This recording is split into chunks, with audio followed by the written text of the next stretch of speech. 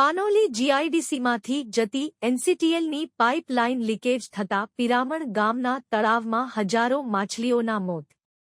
તળાવ ભાડે રાખી મત્સ્યોદ્યોગનો વ્યવસાય કરનાર ઇસમને લાખો રૂપિયાનું નુકસાન।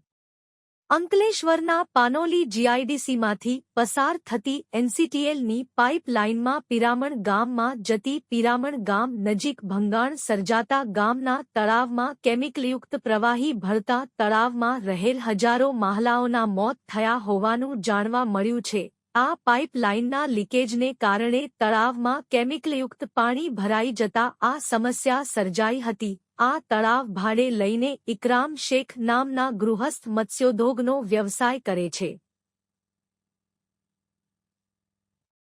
માછલીઓ મરી જતા તેમને લાખો રૂપિયાનું નુકસાન વેઠવાનો વારો આવ્યો હતો।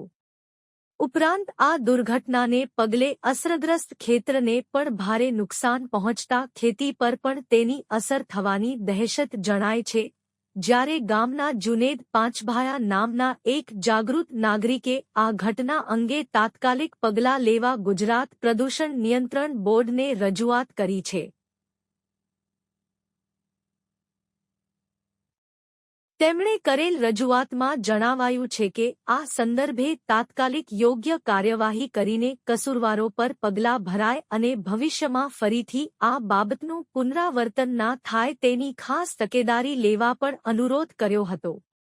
દ્વારા પાણી સેમ્પલ જ્યારે આ ઘટનામાં જીપીસીબી દ્વારા પાણીના નમૂના લઈને તપાસ કરવા કવાયત હાથ ધરવામાં આવી હતી।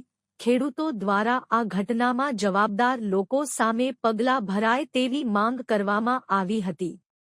પાનોલી જીઆઈડીસીમાંથી જતી આ લાઇનમાં સર્જાયેલ લીકેજથી મત્સ્યોદ્યોગ વ્યવસાય સાથે સંકળાયેલા ઇસમો મોટા આર્થિક નુકસાનને લઈને વ્યથિત જણાયા હતા ત્યારે તેમને નુકસાન પેટે યોગ્ય વળતર અપાય તેવી પણ માંગ કરી હતી।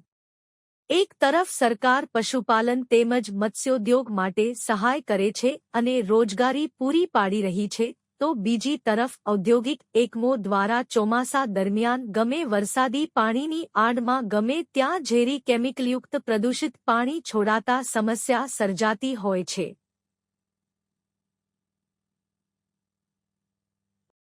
આ બાબતે પાનોલી નોટિફાઈડ કચેરીને પણ જાણ કરીને કાયદેસર કાર્યવાહી કરવા રજૂઆત કરવામાં આવી છે।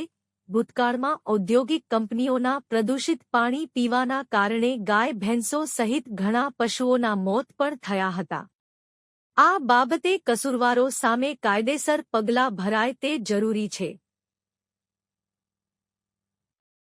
વિરલ ગોહિલ, ભરૂચ જિલ્લામાં કાર્યરત શી ટીમોએ ભાઈ બહેનના પવિત્ર રક્ષાબંધનના તહેવાર નિમિત્તે તેમના વિસ્તારમાં રહેતામાં ફરીને પોલીસકર્મી બહેનોએ સિનિયર સિટીઝન ભાઈઓને રાખડી બાંધી રક્ષાબંધન પર્વની ઉજવણી કરી હતી। આ સમયે અનેક વડીલોની આંખો છલકાઈ ઉઠી હતી।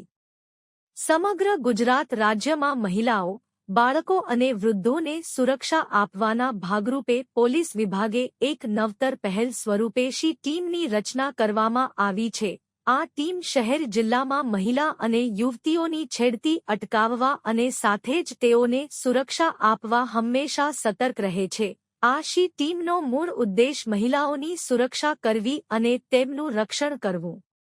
કોલેજ કેમ્પસ, પીજી હોસ્ટેલ, જાહેર સ્થળો, બાગ બગીચા, શોપિંગ મોલ જેવા જાહેર સ્થળોએ મહિલાઓ સાથે છેડતીના બનાવ ન બને તે માટે દિવસરાત પેટ્રોલિંગ કરી હેડતીખોરો અને રોમિયોગીરી કરતા લોકોને પાઠ ભણાવી રહી છે। આ પિરામણ ગામની હદમાં આવેલું એક તળાવ છે જેની અંદરમાં ઇકરામ શેખ કરીને છે જે માછલીનો વ્યવસાય કરે છે। એમણે તળાવ બનાવ્યું હતું। એ તળાવની અંદરમાં એનસીટીએલમાં જતી લાઇન લીકેજના લીધે પાણી અંદરમાં ભરાઈ ગયું છે જેમાં અસંખ્ય માછલીઓ મૃતક થઈ છે। હવે એમના ખેડૂતનું જે છે એમનું માંગણી છે કે ભાઈ અમને આના પર તપાસ કરવામાં આવે અને એફએસએલ રિપોર્ટ કરવામાં આવે એવી એમની માંગણી છે।